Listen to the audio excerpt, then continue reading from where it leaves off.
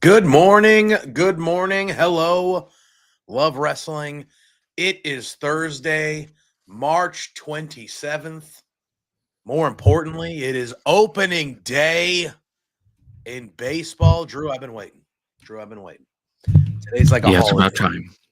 Today's like a holiday for me. It's like a holiday for me. It's baseball opening day, so that's where my head's at. But we are here on a Thursday morning at 10 a.m. on Love Wrestling, and you know what that means. You know that means we are here to talk some AEW right here on Firmly AEW. Drew, you've had quite an eventful morning over there already. Besides that, how are we doing today? As we dive into still closing things that are trying beard, to. My one side of my beard is like straggly. What's going on? It never happens. I am a man of profession. Oh, listen. Fine. I don't know if I'm lagging a little bit. Am I okay? I don't know. You seem fine to me. Seem fine to me. My computer is trying to do things, and I'm preventing it from doing things. Drew texted me in a panic. Behind the scenes. Yes. Drew texted me in a panic about a half hour ago, 40 minutes ago. He's like, car crap, man. I said, oh, it's the worst. Car crap is the worst. And he's like, yep. And I'm like, all right. And I need to at some point today after the show, so this way I can like travel and do things, get it fixed. And now my computer then you deciding it wants to. That's what I was gonna say. Drew texts me. So we do a thing where on Tuesdays I usually set up the room. So like I'll set up the description and blah blah, and Drew does it on Thursdays. So he messages me and he's like, I'm not gonna be able to do it like right before the show starts. And he's like, I'm having a tough day. Blew out a tire, blah, blah, blah. I'm like, oh, the worst. We've all been there. And I'm like, all right. I'm like, it's going to be right before the show for me too. And so whatever. So I'm doing it. And then he sends me another text and he's just like, now my computer's being funny. And I'm like, am I going to be soloing the show today? But you arrived. The text verbatim was my effing computer. Yeah. Now, do this, turn this on, update that. No, bitch, just turn on and leave me alone. That's the text verbatim. Yeah. So, it was a lot of fun. But we're here. We both made it. We're both alive. Yeah. We're feeling good. We have an AEW Dynamite to discuss. First, before we do that, did you watch any of the Slam Dunk Collision over the weekend? They did it. I wanted to. Two separate. Yeah. They did a little bit different when it came to it. It's recorded on my YouTube TV. I think it's recorded. It should be. Yeah. Because I have Collision set to do that. Mm-hmm. So it should be there. I will watch it eventually. I promise everybody. Yeah. So this past weekend, there was March Madness tournament, as we're all familiar with. So they did a thing where they filmed Collision. It seemed like they filmed Collision as the normal show that they would, but they broke it up. So there was 1 hour on Saturday night when March Madness ended, and then there was a second hour on Sunday night when March Madness ended. They didn't go on the air until much later than we would normally get them. But yeah, so that's what happened over the weekend with Collision. You look at it. Sometimes you got to get. At first, I thought it was actually 2 hours both. I was like, "You got to be kidding!" Because I saw a card that looked like there were 5 matches on it, and I'm like, "That's an hour? That can't be an hour." Yeah. Thankfully, it was an hour. So yeah, and it did phenomenal ratings. It did very good ratings, which is good. I mean, obviously, we're not big ratings people here, but when you have a lead in like that, it's gonna help. It's gonna help, and it clearly did. The shows themselves were solid. Nothing gargantuan happened, like from like a story standpoint or whatnot. Which I would say is a problem. You should do something that's like yeah. Like the first thing that happened on both of those shows should have been something major to set up Dynasty to make people who maybe have never watched this before go, "Oh, that looks very interesting. Let me check that out." I am not against that idea, Drew, but I can also see it the other way of like we're starting at a different time. Yes, Johnny. Yes, good to see you, friend. Glad to see you here. We will be discussing that new Dynamite tag team that main evented that show last night. Yeah, so I can see it both ways. I do agree with you. You get a good rating, you get a good lead in from people that might not normally be watching the show. You want something that grabs them right away. But at the same time, and I don't know what they started both shows with. I have. Hold on. Hopefully, it wasn't Johnny TV and. No, but before we. No. Here's my thing. So on Sunday, they started off with a trios. The Death Riders. Okay. Defended against Top Flight and AR Fox. That's how they started the show on Sunday. I have my notes here. So on Sunday, it was Death Riders versus Top Flight and AR Fox, which obviously the Death Riders won, but that was a fun little match. Top Flight and AR Fox are very good. We saw them last night. Yeah. We'll talk about them. Bandito fought and defeated Johnny TV on Sunday. And then they did the whole thing that they showed on Dynamite last night with the mask thing where Bandito stole the mask back from Jericho and that little kid flipped Jericho off or whatever. That was on the Sunday. Harley Cameron fought Amina Belmont. I don't know who that is, but it was a very quick match. Commander and Hologram defeated Dralistico and Beast Mortos. That was the main event on the Sunday. Then they did some like Toni Storm cut a promo. Megan Bayne talked. So that was the Sunday. The Saturday, the show opened. Wait, what did it open with? Yeah, the show opened with Daniel Garcia versus Adam Cole for the TNT Championship. So that was a big start. Yes, they did 2 good starts. That's very good. That one ended in a time limit draw. So that TNT Championship match had no winner. That was a time limit draw, which tells me they're probably going to run that back, maybe at Dynasty or here on a Dynamite that leads. But that tells me that that's not over. There was a stipulation that everybody was banned from ringside with Garcia and Adam Cole. It was just one-on-one. It was a good match too, but that was a time limit draw there. And then they did the best wrestler. Max Caster did the best wrestler alive open challenge on the Saturday, and it was answered by Hook, who beat him very quickly. Yep. And which we found out on Dynamite last night. It's apparently fun to choke out Max Caster. Yes, we did. Julia Hart had a really good match against Queen Aminata. Physical. They beat the crap out of each other. It was good. And Julia Hart got the victory. And then the main event on the Saturday was Takeshita and the Murder Machines defeated Hobbs, Briscoe, and Rocky Romero. That was the main event. So good matches, fun stuff. But I for what it was, instead of just doing a 2-hour show that started at 11:30 at night on the Saturday, them breaking it up into the 2 hours both nights, really leaning in and taking advantage of the March Madness, which is going to have a lot of viewership. I thought it was actually kind of a smart thing to do. And the shows weren't, like I said, they didn't move. And now they want to do it for NHL. And they should. It's clear that people stick around. Again, we're not ratings people here for the Firmly shows, but people stuck around. It got a good rating compared to what it normally gets. So that tells me that when basketball ended and it went right to the wrestling, enough people were like, oh shit, what's this wrestling thing? And they hung around, and that's what you want. So I thought they did themselves a pretty good weekend with those two collisions, the way that they did them. All right. But we had AEW Dynamite last night, Drew, from St. Paul, Minnesota. There it is. And this show started off. Well, it had some sort of Minecraft movie thing. It had a Minecraft movie theme to start. Listen, that movie's going to probably make $1 billion.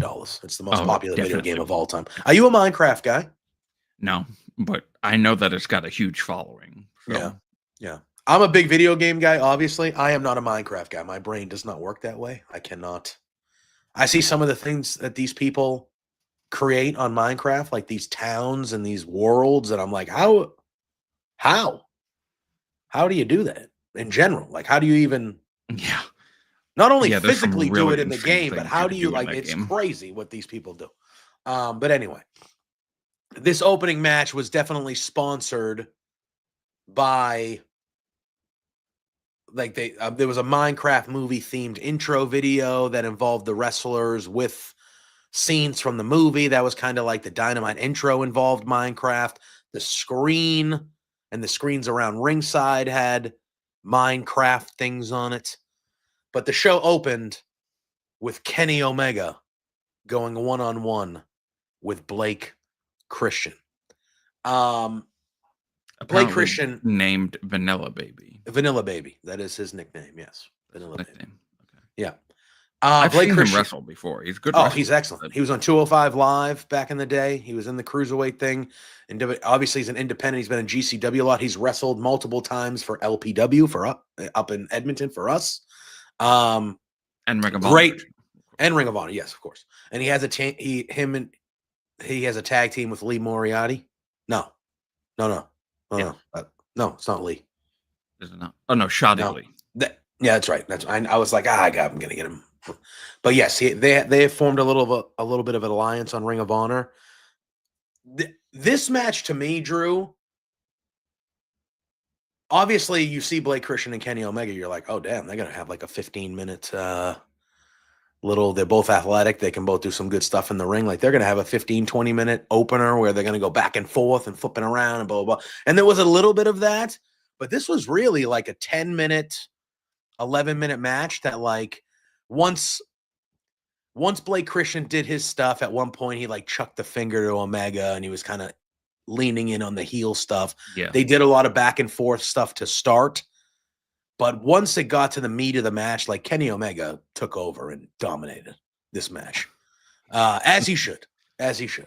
And he wins with the one-winged angel to end the match. And then there's a little bit that happened after the match here. So Omega versus Blake Christian ends with the Kenny Omega victory with the one-winged angel.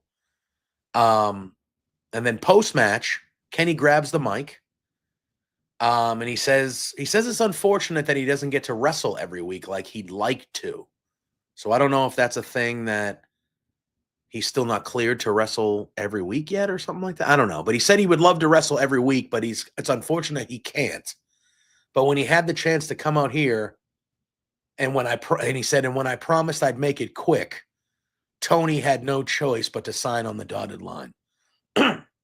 He said, but it'll be far different story at Dynasty because I don't only have Ricochet to contend with, but there's a newcomer. He goes, not new to me, but new to us. And he goes, and it's Speedball Mike Bailey.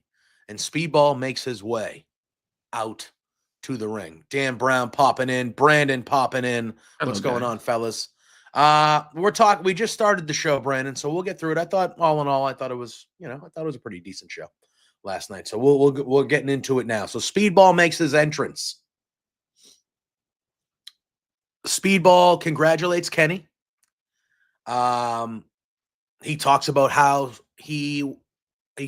Kenny was such an inspiration to them and things like that, how they respect Kenny, and more than that, they admire Kenny. That's what he said. I admire you as a wrestler and as a person and as a champion.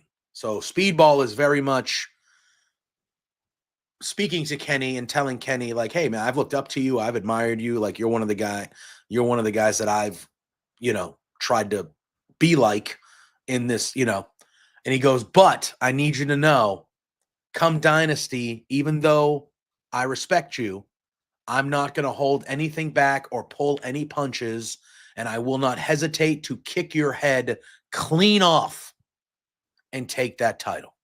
So a little bit of sternness from Speedball, which I liked. And then Ricochet appears on the Tron, and he's by a pool. He's wearing a white suit and all this stuff. And he goes, hey, I'd love to have been there in person to slap the taste out of your mouths, but today's my wedding. Yeah, congratulations to Ricochet. Yeah, congratulations to Ricochet and Samantha there. He goes, today's my wedding, and I'm dressed for the best day of my life. He goes, that is until April 6th, which I'm sure Samantha probably had an issue with that. But he says that is until April 6th.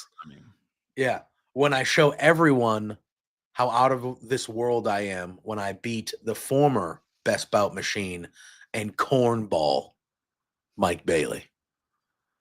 He goes, on April 6th, Ricochet leaves Dynasty with both the girl and the gold. And then he did his little, that little laugh, and that was it. And then we get back to the ring. Kenny has the mic still, and he says, hey, it's not about making friends. I have a cat. I don't need more. And in that moment, I went, hell yeah, solidarity, Kenny. Yeah. He goes, as good a guy as Speedball is and as big a piece of garbage as Ricochet is, this title is my legacy, and consider both of them just another stepping stone to solidifying that. And then he welcomed Speedball officially to AEW. He did his I bid you adieu, his little catchphrase, boom, boom.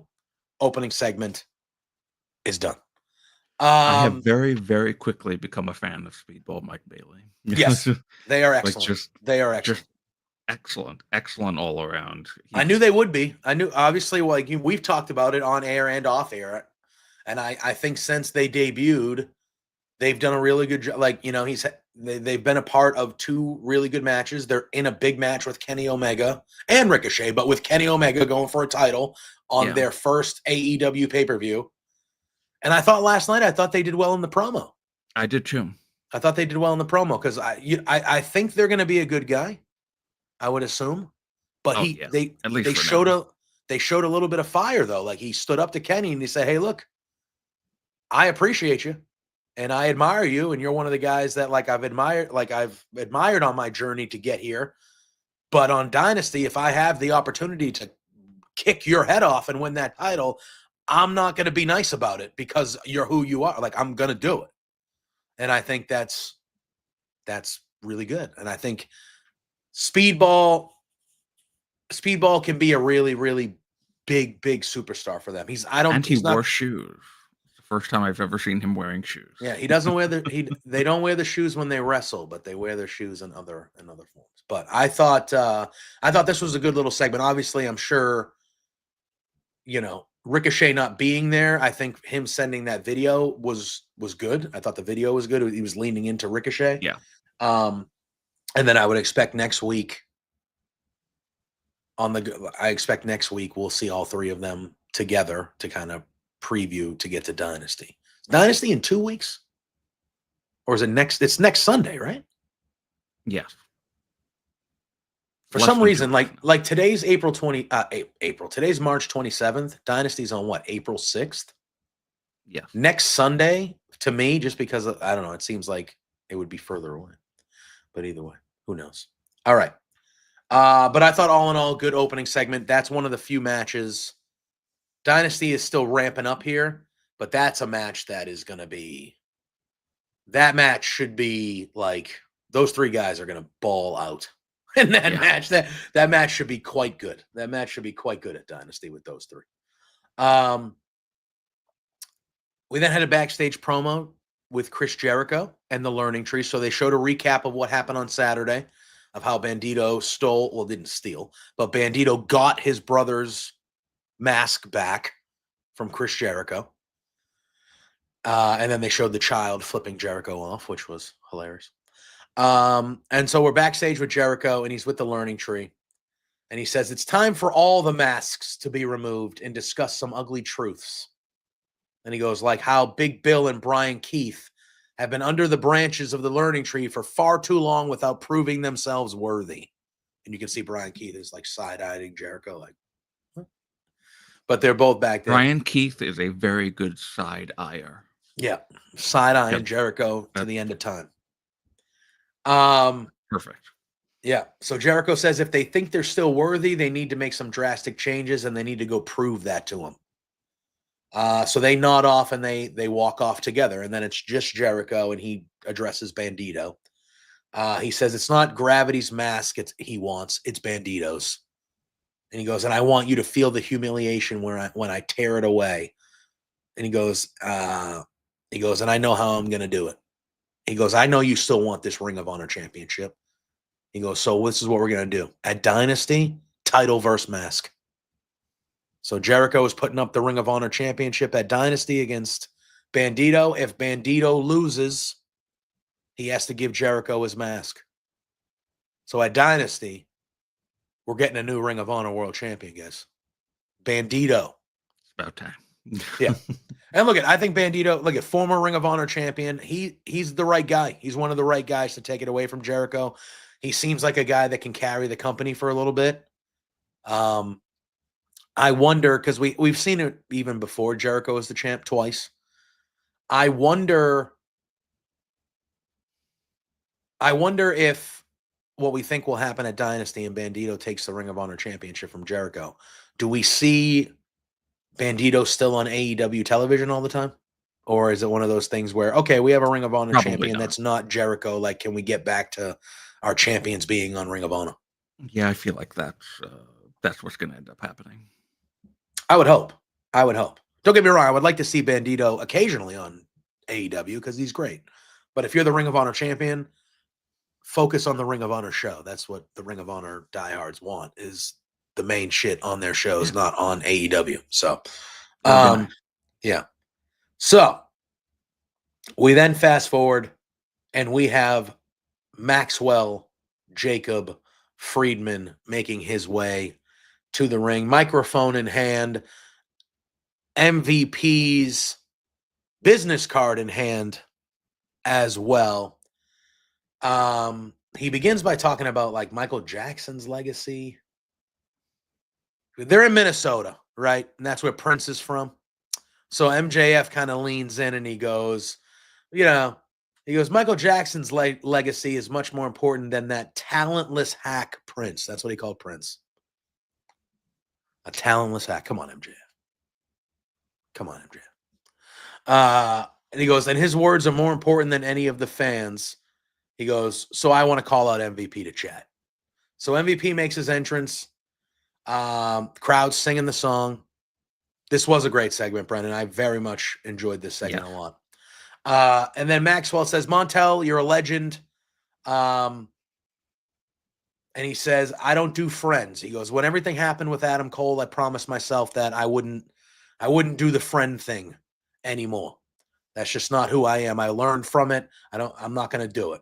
He goes, but we've talked, you and I are about as close of friends as we can get, as I'll. And he goes, I've been looking at this business card long and hard, and I've decided that I want to be in the business of hurting people, which I didn't think MJF was going to do that. I thought MJF was going to respectfully decline.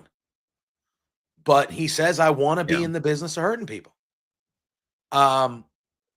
They get ready to shake hands. It looks like this is a done deal. And then the music hits again, and Bobby Lashley and Shelton Benjamin make their way to the ring. And when their music hit, I was like, ooh, because a part of me was like, I don't know if these guys are going to like it. And that got me very intrigued that they were involving them, because I was just like, I thought this was very well done. So they come out. Crowd is going nuts for Shelton Benjamin, Minnesota. It's where he went to school with Brock Lesnar. They were college wrestling teammates. Oh, okay.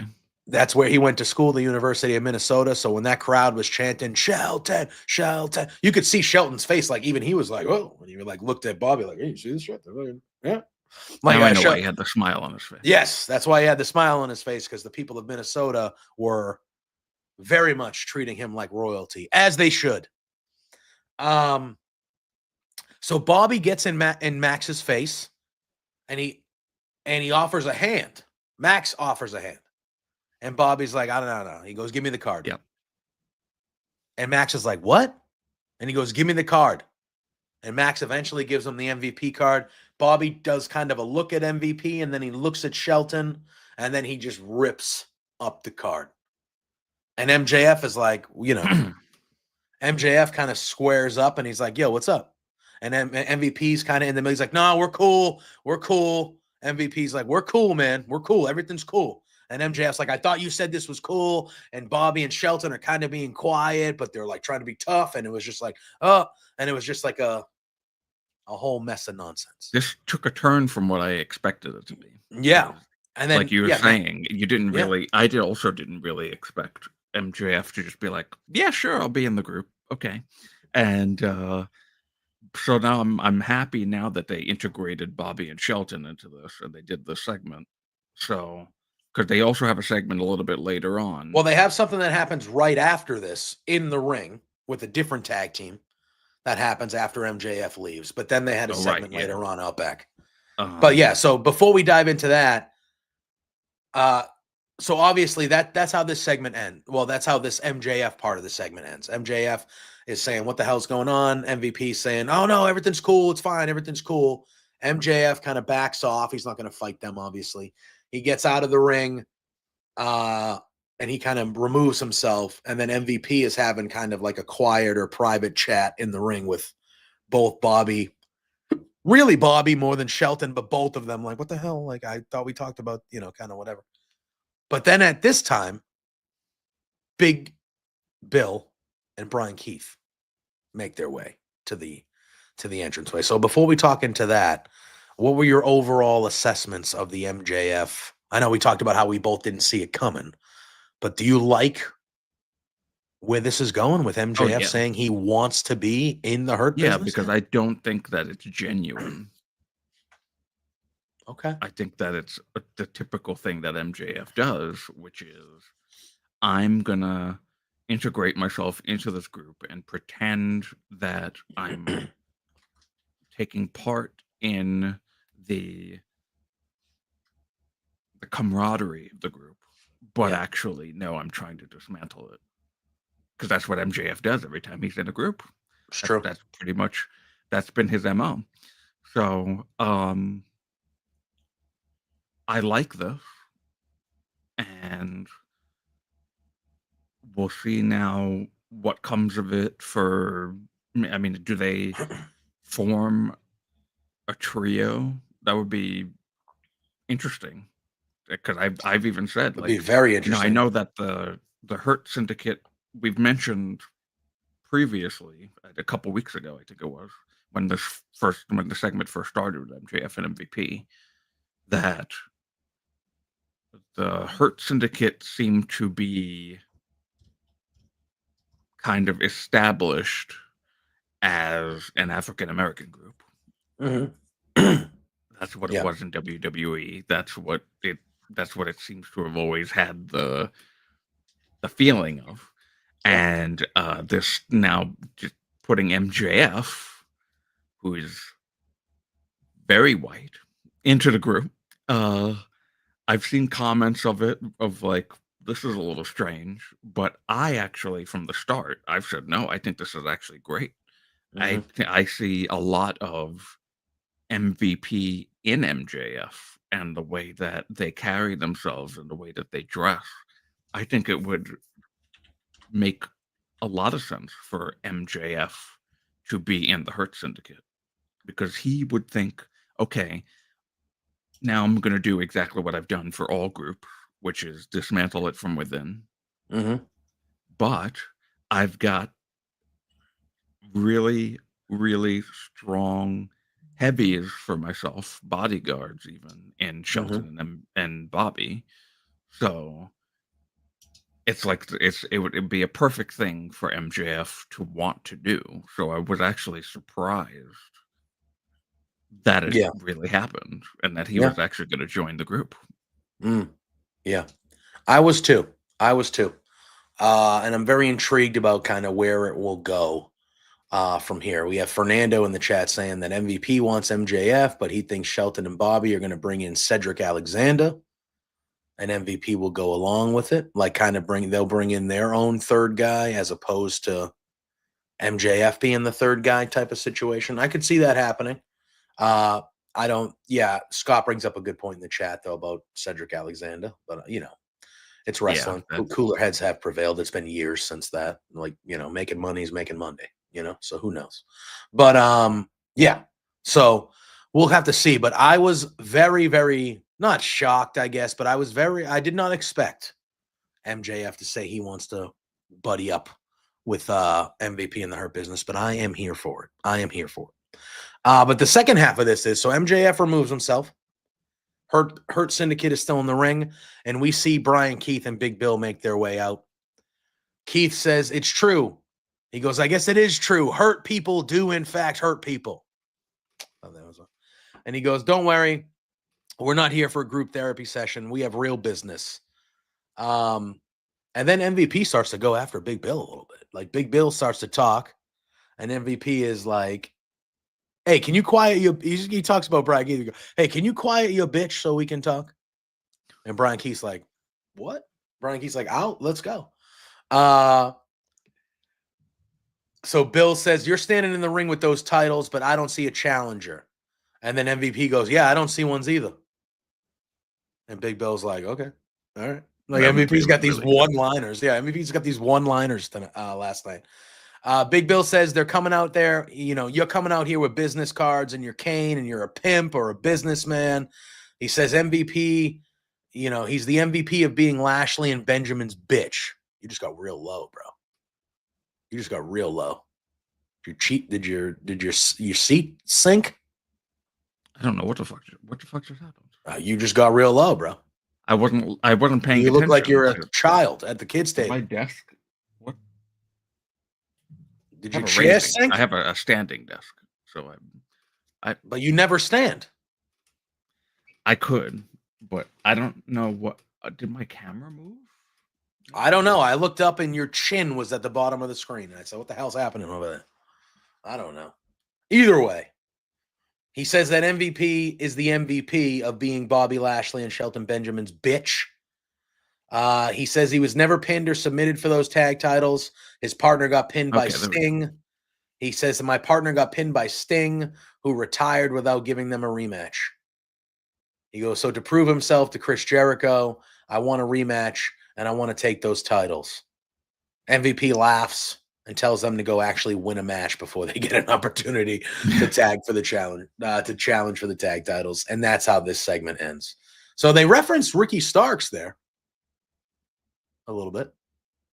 Without mentioning him. Without mentioning, they said, he said, it wasn't a dig or anything like that, but they did reference my tag team partner lost to Sting, and then we never got a rematch. Well, the tag team partner was Ricky Starks.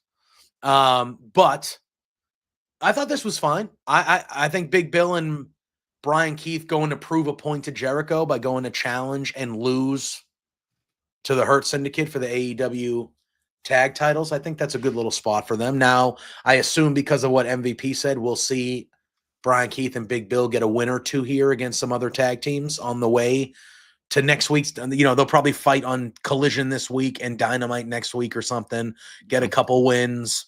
Then the match will happen at Dynasty. Again, I think this will be a good match. Well, were they not? Didn't they look at the Top Flight match? I believe they did. Yeah, they were there taking a peek. But that was a trios match, was it not?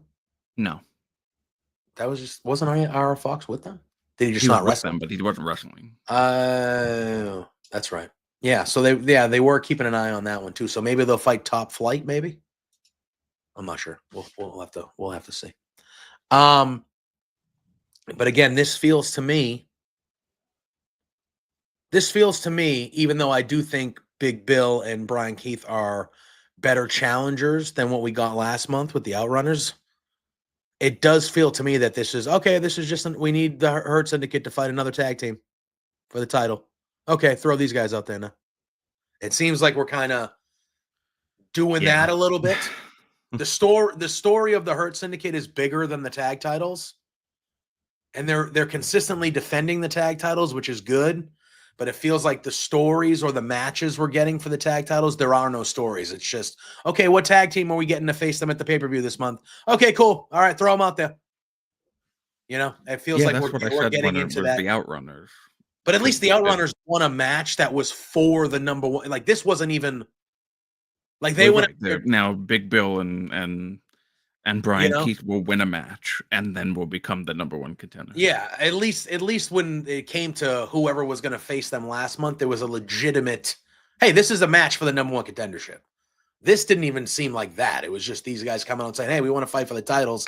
And they're like, okay, well, you need to like win tag matches because you barely wrestle together. So I don't know. Johnny, I don't think you're wrong. And we're going to be talking about those boys real soon here in a minute, but I don't think you're wrong. All right. After this, Renee Paquette interviews Toni Storm and Thunder Rosa. Okay. Let me tell you, guys. Toni Storm might be the best professional wrestler on the planet, just in general. But she's interviewing Thunder Rosa. She makes it a point of making it known to Toni during this that she's coming for the title. And she says, I still want back my title that I never lost, because she never did lose it. But they're talking about Megan Bayne. They're talking about Penelope Ford. That is going to be the main event of the evening, is a tag match with Toni and Thunder versus them two. And at the end, Thunder Rosa is wearing a shirt that says Thunderstorm, which was gonna be the name. I forgot that they were tag team. They were a tag team before. They've teamed together back in the day as Thunderstorm. So, they're talking, and Thunder Rosa's getting excited. And she's like, yeah, tonight we're main event. We got the return of, and she puts the shirt out so it says Thunderstorm, and she's ready. And Toni Storm just goes, Thunder Tits, which I was eating pizza. I choked on my pizza. I saw her laughing. She yelled. So they both yell like they do it together. Like they're both going to yell the team together. And Toni goes rogue. And she changes the name of the team to Thunder Tits. And Rosa looks at her and goes, no, Toni, it's Thunderstorm. It's not that. Why did you do that? And she goes, well, it is now. It is now.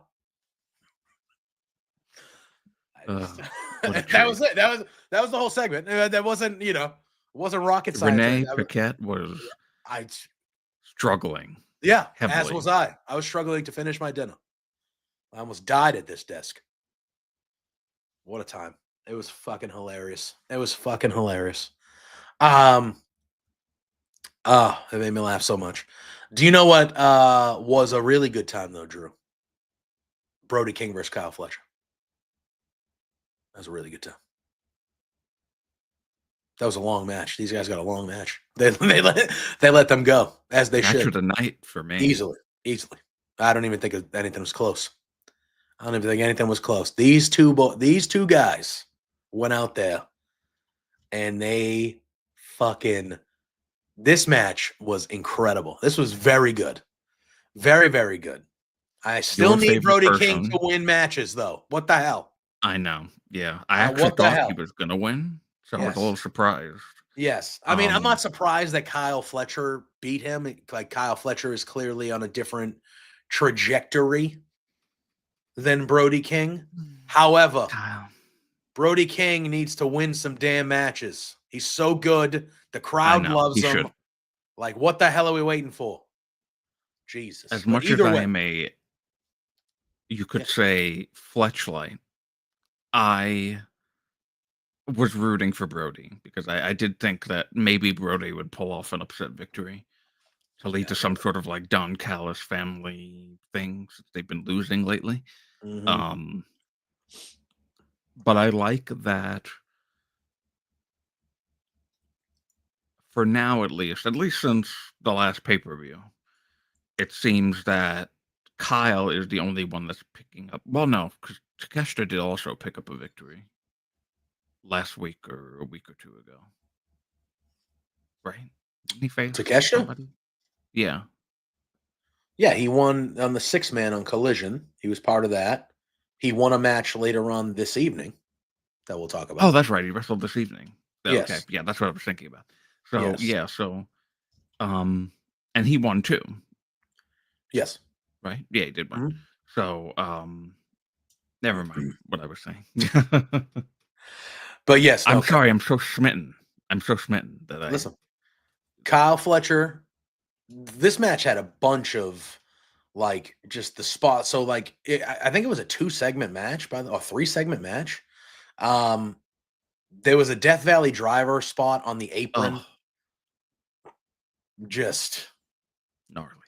And both men fell to the floor, and then they went to commercial right after it. So the way it was set up was just beautiful. Fletcher hit a gut wrench tombstone pile driver at one point on Brody King, which that's a big boy to be lifting up like that. That was legitimately wow. That was a wow moment right there. Yeah. You don't see that very often. No, he hit that. Brody still kicked out. And then Brody started getting the 1-up in the match, right? And we saw Mark Davis. So Brody was going to do that running senton flip bomb thing he does in the corner, and Mark Davis shows up. He pulls Fletcher out of the way, and then Fletcher ends up hitting a turnbuckle brain buster, which got the 1-2-3 and the victory over Brody King. Post-match, though, the Callis family start attacking Brody, and they beat him down. But we hear Powerhouse Hobbs music, and he makes the save through the crowd. He cleans house, and the Don Callis family scampers away. So, this then led to the next match, which was Powerhouse Will Hobbs. Yes, I like when they do those. Yes, against Dunkzilla Mark Davis. And this was the way they did it with the brawl and everybody. There were referees and security out there. Everything was chaotic. They got it separated, and it just went immediately into the bell ringing in these two guys. So like the crowd was still kind of buzzing from the brawl, and everybody was still kind of coming down from like the chaos. And then it was like, okay, we're ready to a match. And then these two guys were like sharing clotheslines and very much doing a meat style. Yes. Very good. Very good match. This was a very quick match, though. It was on the quicker side of things. I figured it would be. Yes. But even in the quickness of it, I thought Mark Davis still looked pretty good. I thought they still make Mark Davis look pretty good here, even with the quickness. Was Von Wagner one of the security guys? Is that true? Yes, he was. I did not notice that. Good for him. Mr. Come Tuesday became Come Wednesday. Yeah, good for him. I did not notice that. Johnny, I agree. I think, especially the 4-way they had last week, I think they've done a really good job with Mark Davis here these last couple of weeks, making him look like he dominated that 4-way last week. Dominated it. Didn't win it, but he dominated it. And I thought even in not a squash, but a quicker match, I thought he looked good. They made him look pretty good here. But Will Hobbs does hit a spinning spine buster, and he does get the victory over Mark Davis.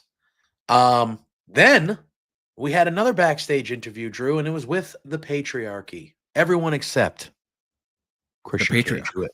Yes. And Nick Wayne is asked, he said, Lexi Nair goes, okay, a couple weeks ago, you were face-to-face with Christian, having a disagreement. Last week, you cost Cope the world title. Like, what is going on with you right now? And Nick Wayne says, things are starting to make sense to me. He says, I'm starting to understand why Christian Cage did what he did at Revolution. And he goes, and last week just shows you, but he said he's going to wait until they're face-to-face again to talk about that.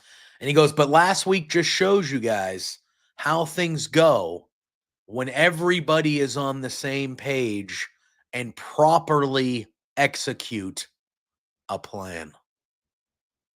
And then he leaves, Mother Wayne leaves, and then Kip Sabian is standing there like awkwardly looking at Lexi Nail for like the 10 seconds or so before he leaves. So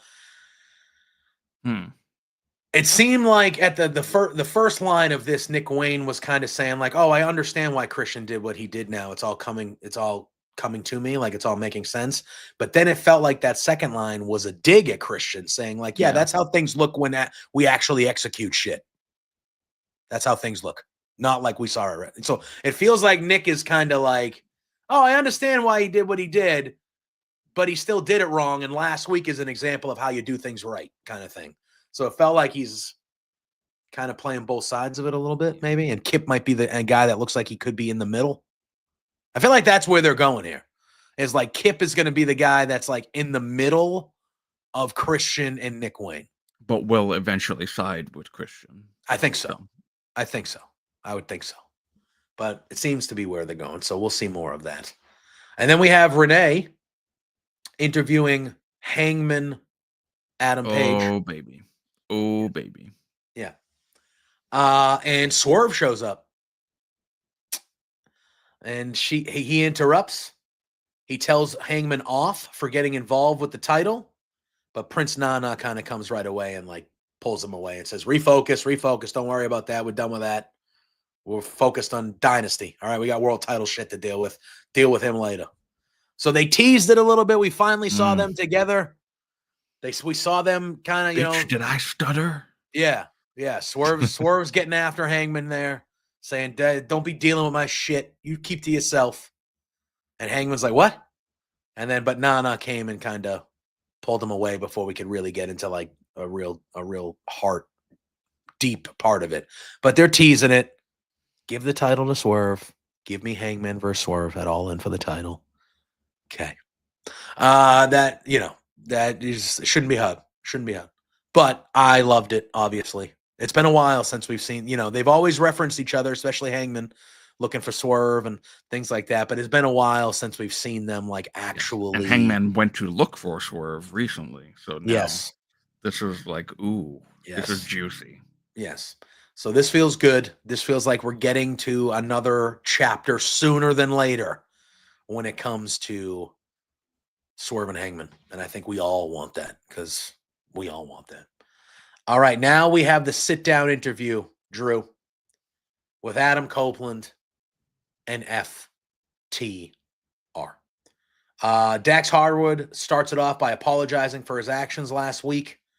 He says he was upset that FTR, we've kind of had our goal of winning the tag titles. That's always been our goal. And we've kind of set that goal aside for a few months now to kind of help you, Adam. And there was one time you went for the title, it didn't work. Now there's twice, and we've kind of put our goals aside for you, and then you didn't reach your goal, and the emotions kind of got to me, Boba. And then Adam goes, can I interrupt you?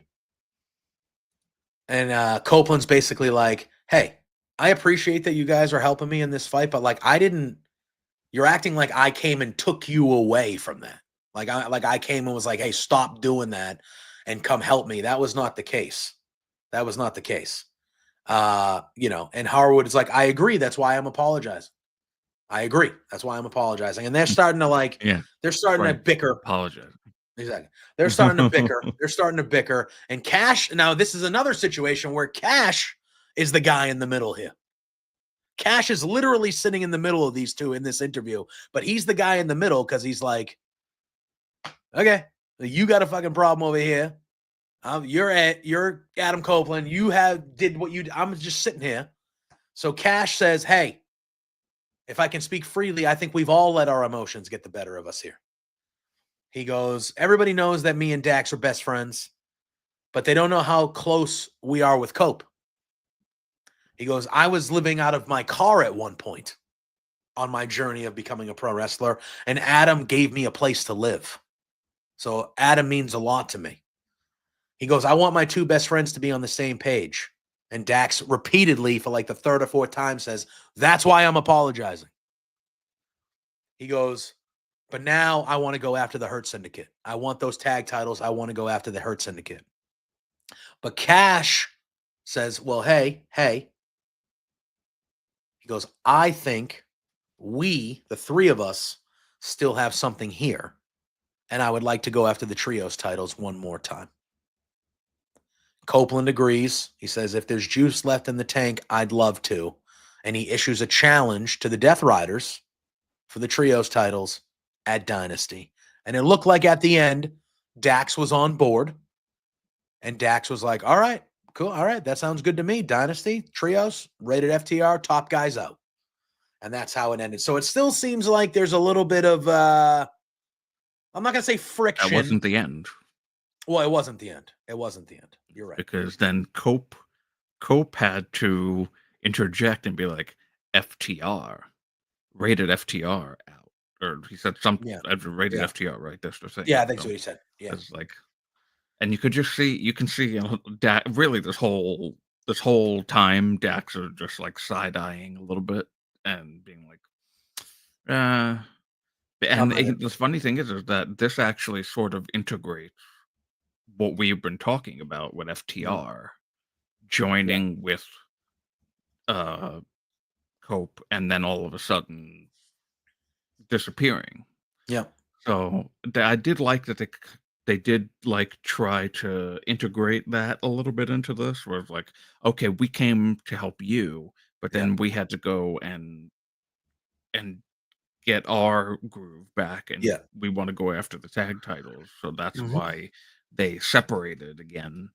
And so I like that they tied that in at least. So that's at least one explanation of two guys out of like 10 that were, you know, Death Riders and then all of a sudden disappeared. So so I liked that. Yeah. I agree. And I like that it's cleaning. So what do you think? Do you think that Dax walks out on him at Dynasty? Like they do something like that? Or Dax just... Or do you think they lose and then it just leads to another blow up? Or do you... Because it's clearly Dax is going to be the one that... I think it leads to a blow up. I don't think that they turn on him fully. And I think that something happens with Cash in that match. Yeah, because Cash right now is still... wants to go mad. Yeah, because Cash is going to be the one that is going to be the... Right? Because Dax is already starting with the frustration. Cash is in the middle currently. But it does feel like Cash is going to be the one that eventually sees Dax's point of view. Right. And you know they're both going to turn. What could probably happen is they lose the match and Dax and Copeland start arguing. Maybe there's a shove. Somebody does a shove, and then they do the shove back, and then that's when Dax gets hit by accident or something. Yeah, something happens like that. And somebody shoves him, and then he just screams at the both of them, and he walks off and leaves Dax and Cope in the ring. That could work. And they're both there looking at each other like, uh-oh. That could work. He was the calm one, and now he's angry, and he's left us. And that's going to continue that. That can work. I like that. Another thing that I liked, because right after this, Swerve made his entrance to ringside. He gets in the ring. He's not messing around. He calls out Jon Moxley. He goes, not the Death Riders. Not the Death Riders. Says, I'm calling out the AEW World Champion, Jon Moxley, to look me in the eyes if he has the balls. Jon Moxley comes out. And then Swerve, he goes into it. He says, people have been asking me why I haven't gone for the title yet since October. And then he looks at John and he goes, what happened to you? He goes, you used to command fear, but now look at you, hiding behind Claudio, Wheeler, Pac. You even hide behind Marina Shafir. He goes, you have the nerve to say nobody in the back wants to be world champion, but clearly you don't want to be the champion either. He goes, you hide the title in a briefcase because you can't stand the idea of looking at it on your own shoulder anymore. And he goes, and every time you have a title defense, you narrowly escape. And oh, by the way, he's like, how's your back? Referencing last week. Moxley retorts. He says, I listen, I watch, I know exactly who and what Swerve is and who you could be. He goes, I had high hopes for you, and I've been disappointed before. He goes, but on April 6th, I'm giving you the chance to step in and be everything you can be. I just need to ask you how far you're willing to go. He goes, not tonight, not on April 6th, but every day. When it's cold and dark and you're in pain and you're tired, everyone's gunning for you. The weight of the world's on your shoulders. Will you endure or will you look for a way out? He goes, Shane hasn't suffered enough yet. He goes, you haven't suffered enough yet, but you will suffer on April 6th.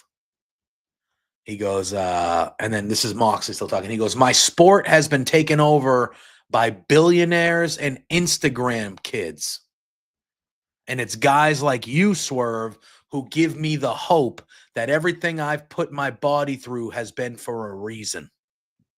That was a good line by Moxley. And he goes, but he's not going to, he goes, but I'm not just going to give it to you. He goes, so how far are you willing to go? He goes, I'll go the whole way right now. Shouldn't be a problem for the most dangerous man in AEW, right? And this whole time that Mox is talking, Marina Shafir, well, Claudio shows up and is standing behind Prince Nana because Prince Nana's at ringside. He's not involved in what's happening, but he's in ringside and he's cheering on Swerve. And then all of a sudden, Claudio shows up and is just standing behind him. And Swerve notices it before Nana notices it. But his Nana played it beautifully. Yes, he did. Look. Yes, he did. So Nana eventually behind me. Exactly. And even Mox in that moment when he sees it, he goes, hey, what's good? We're just chilling. We're just chilling. He's being that guy where he's like, yeah, my guy's there, but we're not doing anything. I'm not, we're just chilling for now. Fuck around, but we're just chilling. And I like Mox kind of being that type of guy. That is perfect for him. That's the Mox that they should have leaned into more during this, was just like, hey, I'm cool, man. I'm cool. We're chilling. We're just having a conversation. But at any second, that Claudio will kill that man.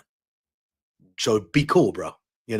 That kind of thing, which was good. But so as this is going on, we see Marina Shafir. She comes out from the back. She has a crowbar. And she gets on the apron. It looks like she's just going to go in there and hit Swerve from behind. But she is stopped by Willow Nightingale, who has a pipe to neutralize her. Yes. So then this is all happening. And Swerve gets in Moxley's face. And he goes, you didn't think you'd be against somebody that countered your every move, did you? And he goes, in Philadelphia in 11 days, I'm going to take my title back. And I'm gonna continue to lead the Dynasty era, he called it. Yes. And he said, and when I'm done, John can have fun playing John Moxley on TV.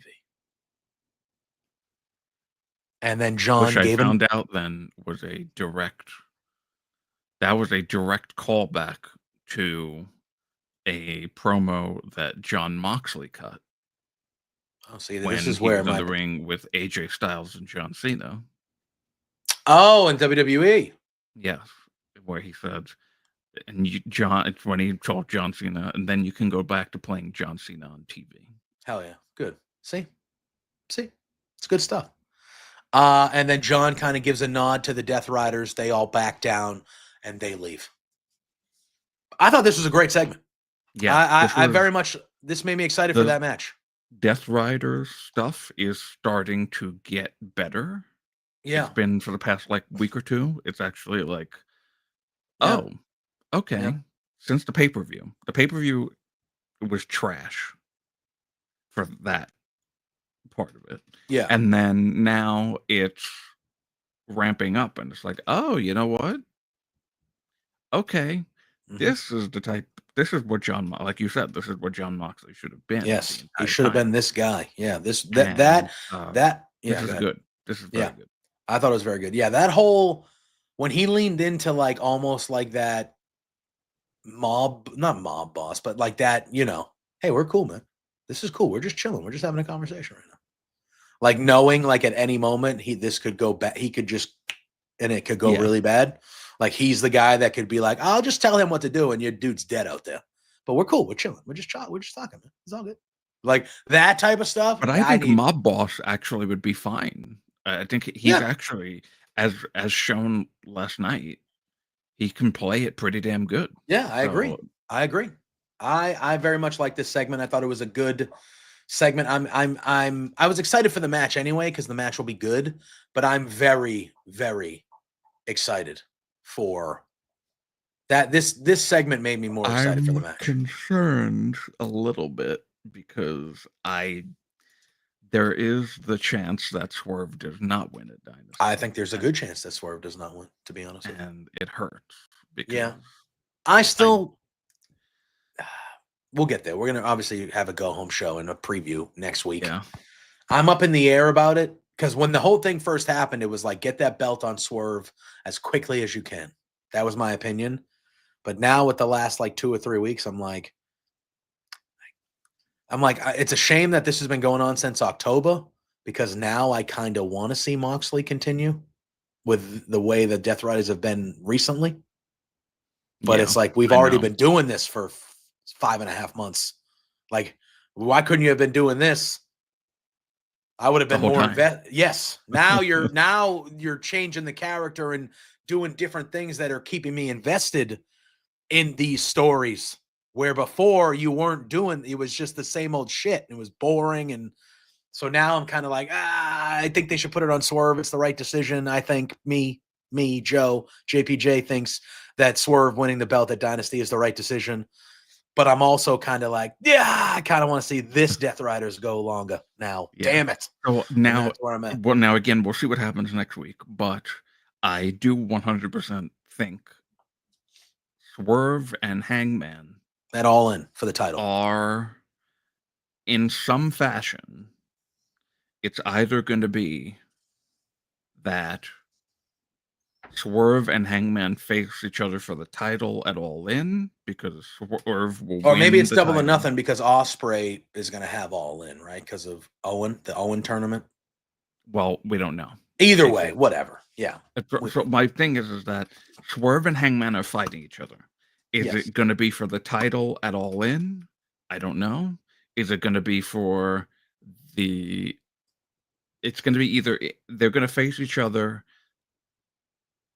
for the title before at All In, or because Hangman will win the Owen, or they face each other in the Owen for either the final to get to the title or one of the matches. It's going to be so they're facing each other again by All In. Yeah. In one of those ways is how it's going to happen, and I can't wait. Yeah. It should be good.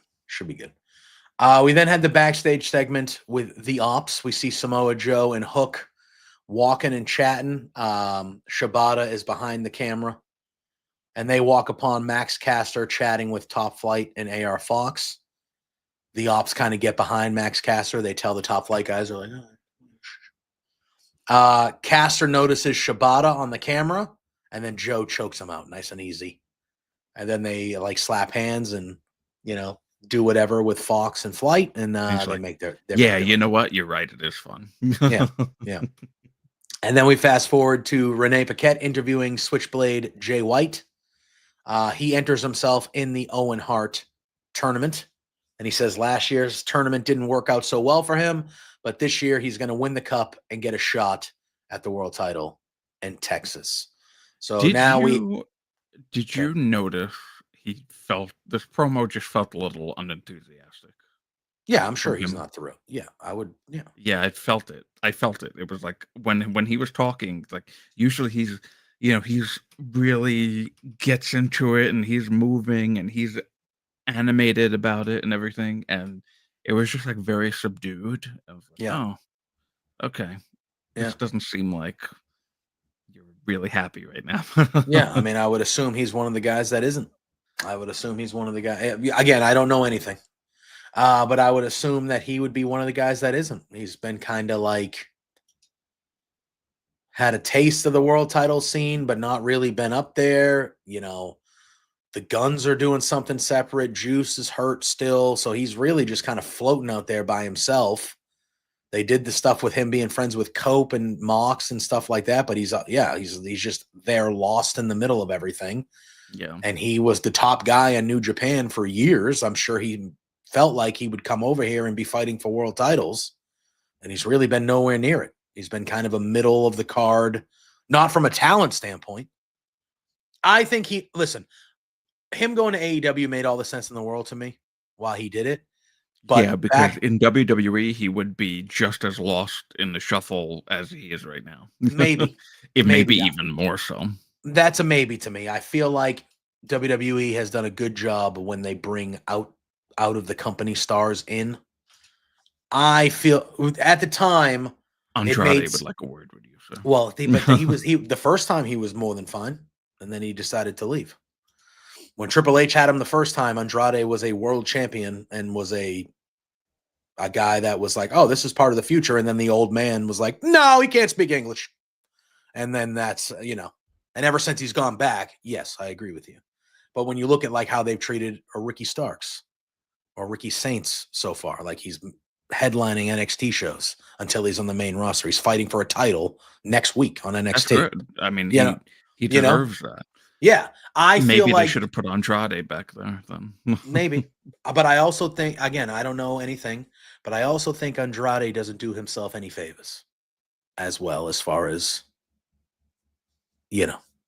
Jay White, I don't know how he reacts. I don't know if Jay White is quiet and professional about it because he's clearly, you can kind of see he's not thrilled. I don't know if he's professional and quiet about it. Hopefully he is. From what I've heard, I don't think Andrade always is about his placement. So I don't think that helps in that type of scenario either. But either way, so now we have official Hangman, MJF, and Jay White have all officially announced themselves for the Owen. So three big names. What is it? Will did too, didn't he? Oh, and Will Ospreay. That's right. Will Ospreay, MJF, Hangman, and Jay White. So that's a big four. So that's probably half the bracket. You would think there'd be 8 guys, right? That's half the bracket, and that's a strong half. Yeah, that's a strong 4. All right. We then had Top Flight. They were the hometown boys from St. Paul, Minnesota. They had a squash match, basically a showcase match against Alex Finley and Devo Knight. Big time frog splash from Dante Martin gets the victory there. Learning Tree was watching backstage, like you said, kind of scouting the match. And Leo and Rush. Action Andretti. Action Andretti and Leo Rush were in the front row, and they were making a lot of noise throughout the quick match. And then Top Flight had a confrontation with them kind of afterwards. We then had a Will Ospreay hype reel. He was not on the show this evening. So we had a Will Ospreay hype reel promoting him. And then we had a one-on-one match. It was Konosuke Takeshita versus Mark Briscoe. Don Callis is on commentary. To me, this was one of the quintessential Mark Briscoe matches where he just is great. Callis I don't really listen to him that much on commentary. Yeah. But he really did a great service to Mark Briscoe in this match. He puts him over all the time. Yeah. He said, I like Mark Briscoe. I think he's a degenerate and a bum of a human, but I like Mark Briscoe. I like the way he wrestles. I like everything about him in the ring. He's one of the all-time greats. He's one of the greatest to ever do it. He's just a bum. He's just a loser and a bum. I'm just like, yeah, all right, fair enough. But this is going to sound bad the way I say it, but I don't mean it as negative as it's going to sound. But this is what you have Mark Briscoe here for. Hey, we want Takeshita to go out there and get a really good quality win against a credible opponent to the fans in a match that is back and forth. Who can we do that for? Mark Briscoe. Because Mark Briscoe can lose this match and show up on Collision and still get one of the biggest cheers of the night because he's Mark Briscoe and everybody loves Mark Briscoe. as we should. So I thought completely agree with you though. Yeah, I just think that these type of situations are made for Mark Briscoe, and I thought Takeshita was, Takeshita is one of the best wrestlers in the world. Period. Right now, and he has been for like a year and a half. He's like so good, so crisp, so clean, and even though he's with the Callis family and he's a bad guy, the crowd roots for him. The crowd likes him. Apparently, he's a big deal backstage too, according to Mina Shirakawa. Well, there you go. Oh, Mina also announced that she is making her way. Now that you mentioned her, she officially announced yesterday that she's heading to AEW. So she's heading to. So I think we'll be seeing her full time, which is a cool thing. Like Saraya announced that she is no longer part of AEW. And I was going to say, Saraya had announced her departure. She's doing other podcasts and other things. She was asked about a return to. She's getting a new book. She was asked about a return to WWE in the future. She said she'd be open to it, but she also said she'd be open to go back to AEW. She said, I loved my time there. I loved the girls there. She said Toni was awesome. So she had nothing but glowing things to say about AEW, which is nice to hear. Because you don't always hear that from people that are making their way out. But it was nice to hear her say nothing but glowing things about the company, the girls in the locker room with her, Toni. I thought Saraya handled herself very well in her departure. Yeah, very well. I agree. But yeah, I thought this match with Takeshita and Briscoe was a really good one. You knew Takeshita was going to win it. But like I said, Briscoe gets the people behind him. His matches are just fun to watch. He's a fun wrestler to watch. He's just an incredibly fun wrestler to watch. Yeah. Mark Briscoe. And I thought it was a good match. I thought it was a really good match. With anything else to add with Takeshita? And Takeshita is always winning, which he should be. Always winning. He's becoming the ace of wrestling right now. Yes. Wrestling in multiple promotions. Yeah. And when you say the ace of wrestling, he's fighting at Windy City Riot for New Japan Strong in Chicago. Yeah. He is fighting the ace, Tanahashi, in his last ever match on American soil. And guess what? Takeshita should win that match. Yeah, I'm sure he will. He should win that match. But, yeah. And our pal Warren Hayes is convinced that Takeshita will be leaving AEW soon. So, what? Yeah, he's convinced that because he says when Takeshita's AEW contract is up, which I believe is this year, he says that he thinks New Japan is going to try to get him to he's going to be the new main champion, big guy in New Japan, and he's going to stay over there. Which I think they should. I look at the New Japan landscape, and I don't watch it all the time, but I keep up with it. I look at the New Japan landscape, and I look at a guy like Takeshita, and I'm like, how is he already not like your next Okada? Right. Like he should be the guy that is the next Tanahashi, Nakamura, Okada, Naito. Like he should 100% be one of those guys. And I don't think he can be that guy if he's going back and forth. Well, so but he does other promotions too. He has he has AEW. Noah. This is where I'm gonna get wrong because I'm not familiar with everything that happens in Japan. But I think it's not. Is it not Noah? Is it DDT? It might be DDT. I don't know. He's got like 3 separate contracts right now. AEW, New Japan, and I think either Noah or DDT. One of them over there. DDT sounds right. That could be right. But either way, Warren, who's way more in tune with Japanese wrestling than me or Pluggo, or he's way more in tune with it. He's convinced that when Takeshita's contract is up with North American stuff, that New Japan is going to go balls to the wall and be like, yeah, no, we want you to be like that next guy for us for the next 3 years. And he'll do it. Oh, you know what? I mean, I love Takeshita, and I would love to see him in AEW. I mean, look, they have a good... They have a good relationship with New Japan, so it's not like we would never see him. You know what I mean? Probably. But if he came back over to AEW on a Forbidden Door and he was the New Japan heavyweight champion, like the IWGP, that'd be crazy. Heavyweight champion, and he's defending at Forbidden, and it's like, oh shit, Takeshi's here, but he's like their main guy. rule. But anyway, I digress. We had the Death Riders backstage answering Rated FTR's challenge. Wheeler Yuta calls Adam Copeland. He says, "You're sinister for trying to rip me away from my family." Claudio calls him pathetic for the infighting and hissy fits. Poor Wheeler. Still giving into that Stockholm syndrome. Yeah. Pac says that their arrogance is hard to stomach and that they have the audacity to challenge them. He says, no. He goes, at AEW Dynasty, it is us who's challenging you to survive the Death Riders. So we're officially getting Death Riders versus Rated FTR. So now this is the other segment backstage that we get right now with Bobby Lashley, the Hurt Syndicate, and all that. Yeah. Bobby Lashley says, hey, man, last week you told us to take a vacation, and then all of a sudden we see you talking and recruiting MJF. MVP says, yo, you deserve the time off. He goes, but I don't get time off. And he goes, we've been talking about a fourth, so I made a move. And then Lashley says, MJF is slimy, man. He's slimy. He's grimy. I don't want it. And MVP says, look, he's terrible. He's a terrible person.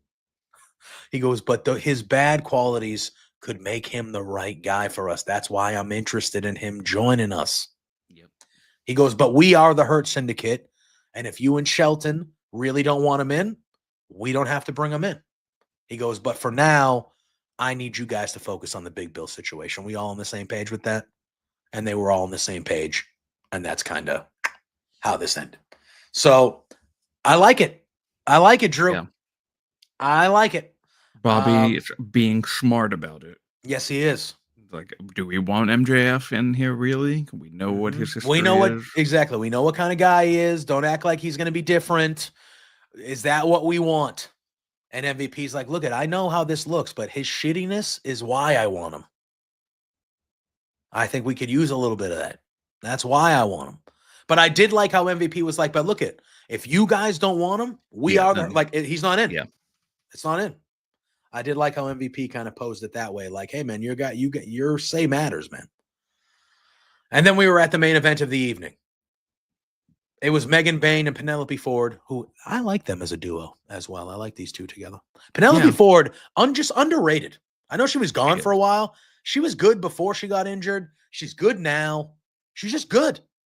She's a good person to have on the roster for She's just, yeah. Megan Bayne and Penelope Ford versus Thunder Tits, Toni Storm and Thunder Rosa. Good main event, Drew. Good main event. 2 weeks in a row for the first time ever in AEW women's main event. Good. Should happen more often. I like it. I like it.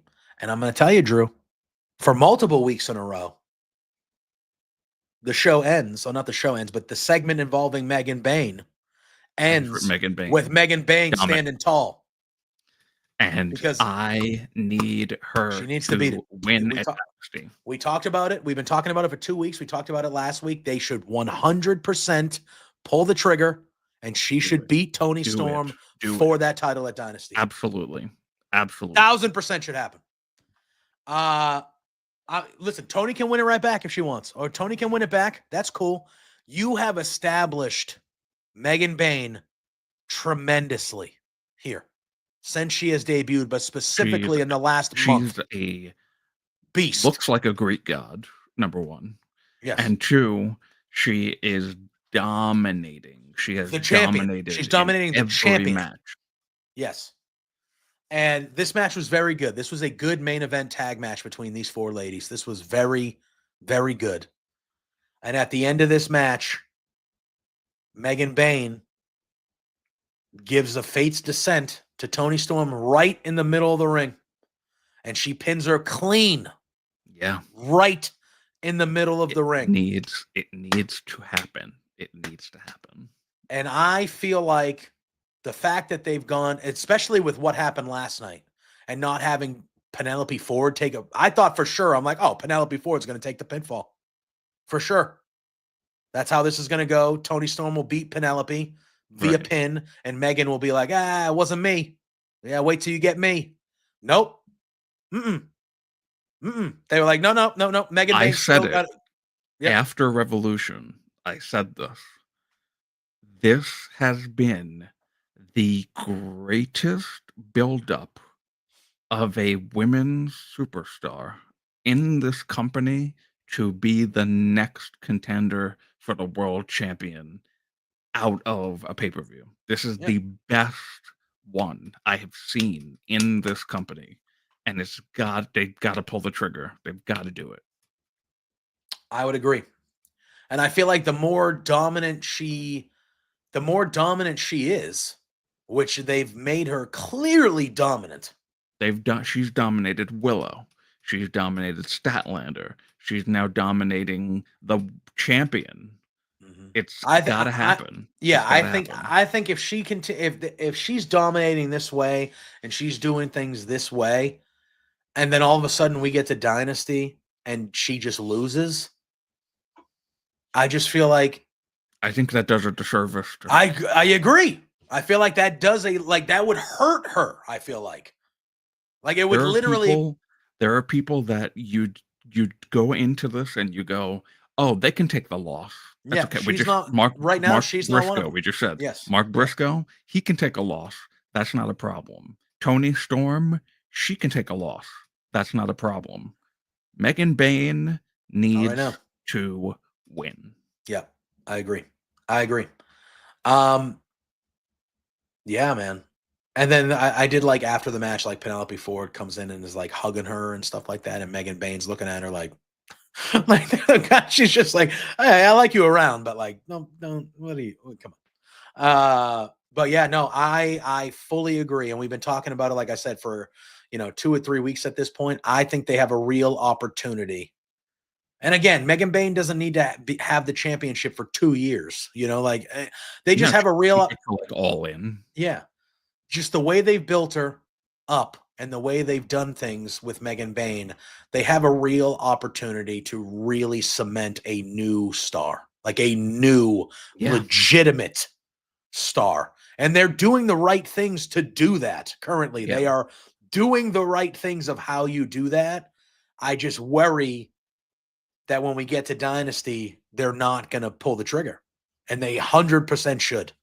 They 100. And this is not we love Toni Storm. She's the best. Oh, she's the best. Of course. But you got to do it, man. You have to do it. You need to see this through. And Megan Bayne should be the women's champion at Dynasty. She should win that match. Megan Bayne will be hurt by a loss. 100%. Yeah. Toni Storm will not. Yeah. So, yeah.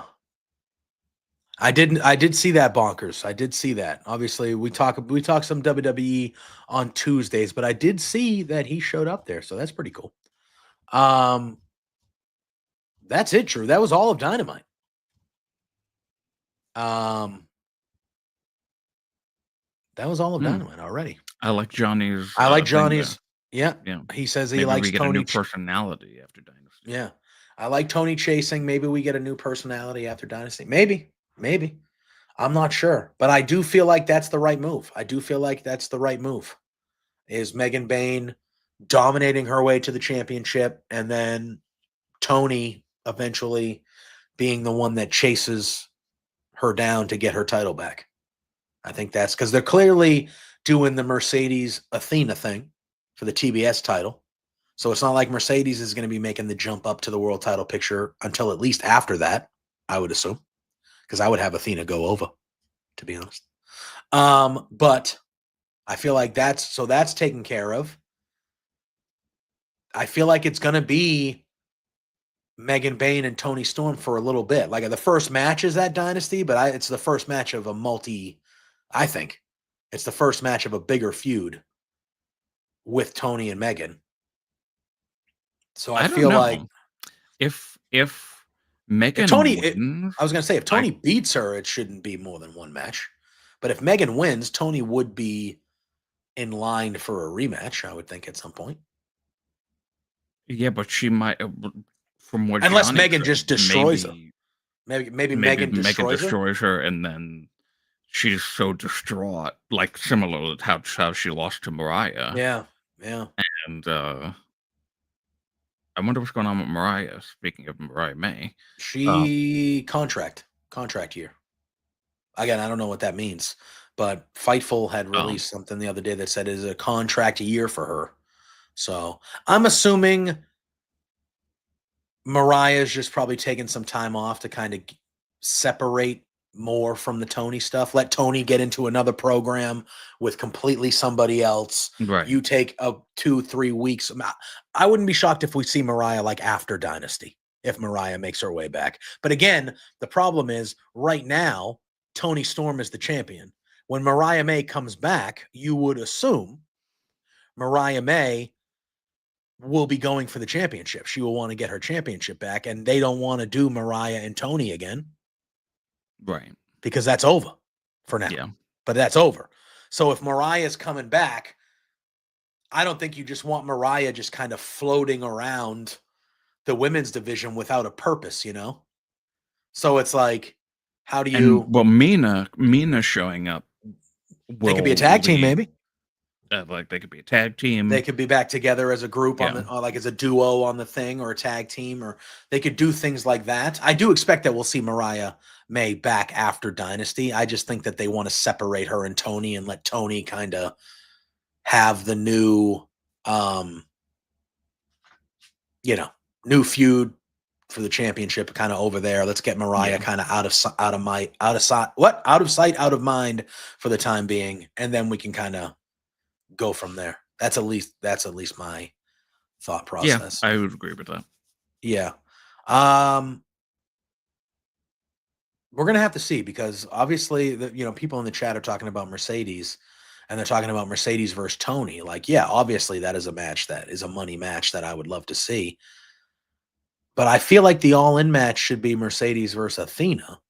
But the reports out there are saying that it could be Mercedes versus Athena as early as Dynasty next week. Yeah, but they didn't do anything. That's too early.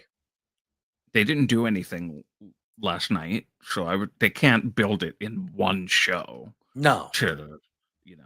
That's like, listen, I know I said that they could have done, I don't remember what, there's something going on in some company that I said, oh yeah, this is enough time. I think it's Rhea on and WWE. Bianca. Right? Rhea and Bianca probably. Rhea and Bianca. Very adamant they could have easily built that up in 6 weeks.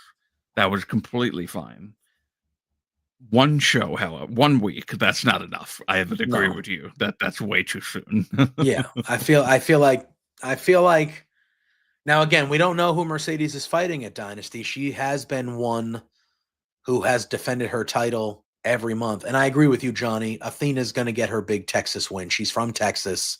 All In is in Texas. It makes sense.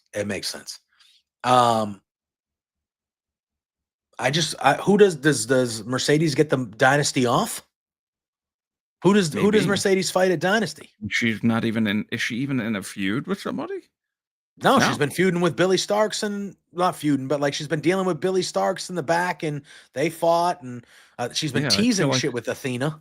There's enough to happen at Dynasty. I don't think you need to have Mercedes could do like a some sort of a segment, but I don't think she needs to be in a match. Yeah. So yeah, I don't know. We'll have to see. But next week on Firmly AEW, we will be having a Dynasty preview. And then next Sunday, and obviously there'll be promotion for this, but next Sunday is Dynasty. And after Dynasty, Drew and I, and maybe some other Love Wrestling pals of ours, we will be doing a reacts for Dynasty. So on the AEW side of Firmly AEW, that is how the next week or so are looking. Thursday, you're going to get a full Dynasty preview as part of the show. Obviously, we'll talk about any big things that happened on the television shows, but it will really be a Dynasty preview, as we should hopefully have most of, if not the whole card, up to, where we're needed. And then next Sunday, right after Dynasty, right here on this channel, you will get a Love Wrestling Reacts with Drew, myself, and we'll see if any of our other Love Wrestling pals want to join us. So that'll be happening here Tuesday morning, 10 a.m. Firmly WWE as usual. I know sometimes we go 2 hours or so, but we're at 90 minutes right now. We already went through Dynamite and Collision. Like, I don't feel like there's a need to just kind of hang around. No. So, and also I have business to take care of. And Drew has shit to do. His car died earlier today. His tire said, fuck this, I'm out. So that's what the tire said. Plus, it's Major League Baseball's opening day. Yes, very nice. And I need to go get, as Tom Brady used to say, I need to go get lubed up with some alcohol, with a few beers and some lunch. Because your boy is going to be enjoying Major League Baseball today. Yes. I'll be very much so. But you enjoy it for me. Yes. Lube yourself up for me as well. Oh, I will be lubing it up. Lubing it up, Drew. Before we go, though, Friday night, Drew, LPW 3-year. No, wait, LPW 30? LPW 30. No, hold on, wait, time out. I ruined it. Hold on. No, it's one of those. I think it's like 35, LPW 35. But we have a big one, though. Effie is defending the GCW Heavyweight Championship at the LPW show on Friday. Effie. Against Stephen Crow. That match is going to be hard-hitting. That match is going to be brutal. We have T.Y. Jackson going after the Grand Championship against Mars the Specialist. The Scramble Championship will be on the line. Zoe Sager, open challenge. A lot of things happening. LPW, Friday night, 9 p.m. Eastern, 7 p.m. Mountain Time from the Rec Room. It's going to be a good time. I butchered the name, but it is what it is. Pluggo and I, we had the opportunity to interview Effie about this match on Friday, back when we were in Indy for the Royal Rumble. You can go check that out on the Love Wrestling YouTube. It's about a 5-minute video. We got to chat with Effie, and he talked about Stephen Crow. He talked about Love Wrestling. He talked about independent wrestling as a whole.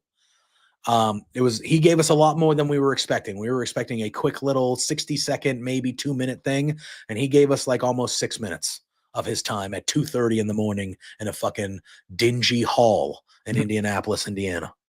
That's what he gave us, and we appreciate and love him for it. So go check out that interview. I think Pluggo shared it yesterday. I'll put it out there today. But obviously, if you support our content here at Love Wrestling, we appreciate you very, very much. But we also do great independent pro wrestling here at Love Wrestling. The last Thursday and Friday, but the last Friday of every month is the LPW main event of the month. And it's some of the best independent wrestling you'll ever watch. So if you like pro wrestling, if you're around on Friday nights, it's on IWTV, guys. So if you have IWTV, it's live right on there. Go check it out. I think it'll be worth your time. It'll be worth your time.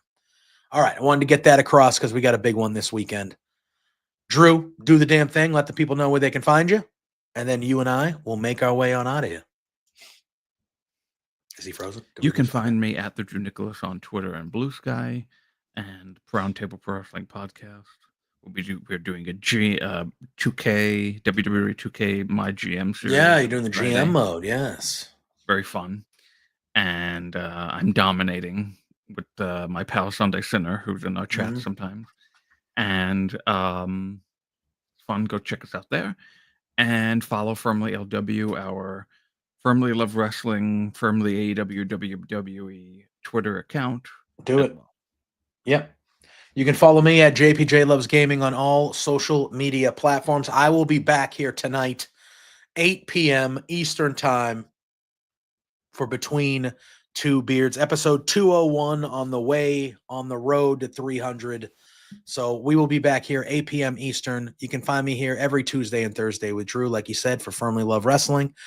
And Monday nights after Monday Night Raw, you can find me doing the Raw Dogs post show over on bodyslam.net. And then you can follow me on my socials. We do watch-alongs for Raw and NXT every week on my own channel. We play a lot of video games, have a good amount of time, good amount of fun. For the most part, I'm really bad at video games, but it's fun. So yeah, do all that. Drew, go get everything situated. Go get a new tire on your car. We got a little bit of extra time here to hopefully that works out for you. But yeah, everyone enjoy the rest of their Thursday. I'll see you all tonight for some Between Two Beards. Drew and I will see you again on Tuesday. And until then, enjoy the weekend. Come Tuesday. Appreciate you all. What? Come Tuesday. Yeah, come Tuesday. See you then. Love you all. Peace out. Bye.